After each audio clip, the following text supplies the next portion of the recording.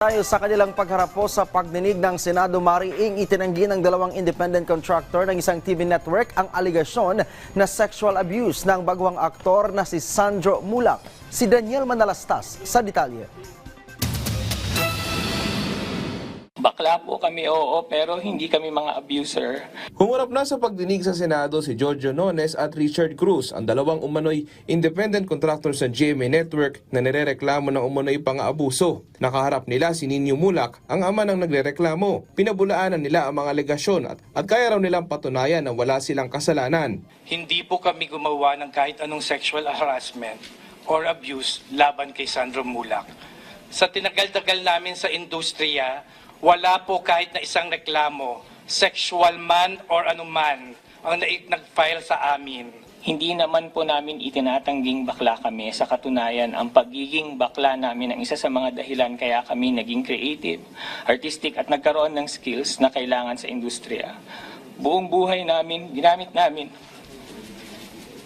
ang pagiging bakla namin sa maayos na paraan para maitaguyod ang aming mga pamilya.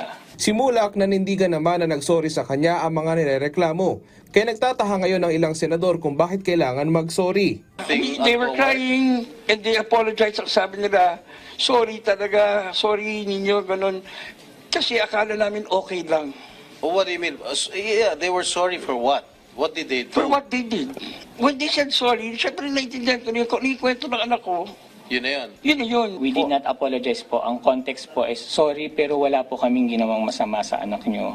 Kung wala kayong ginawang masama, ba't ka magsasorry? They even offered to donate a certain amount to a charitable institution of my choice.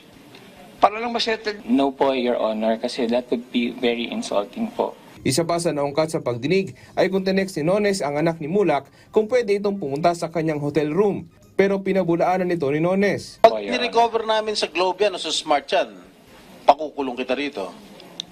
Now you better tell the truth. Hindi po sa akin nanggaling. Si kay Sandro po mismo nanggaling. Remember, you're under oath. Yes, Your Honor. Ha? Yes, Your Honor.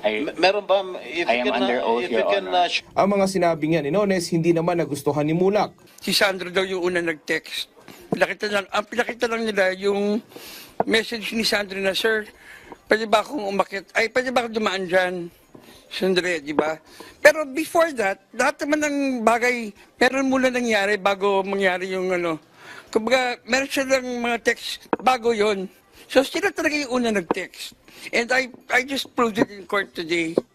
They lied. Nauwi sa executive session ng pagdinig pero ayon kay Senator Estrada, may mabigat na ebidensya laban kay Nones at Cruz. Umaasa naman ang ilang senador na dadalo sa susunod na pagdinig ang anak ni Mulak.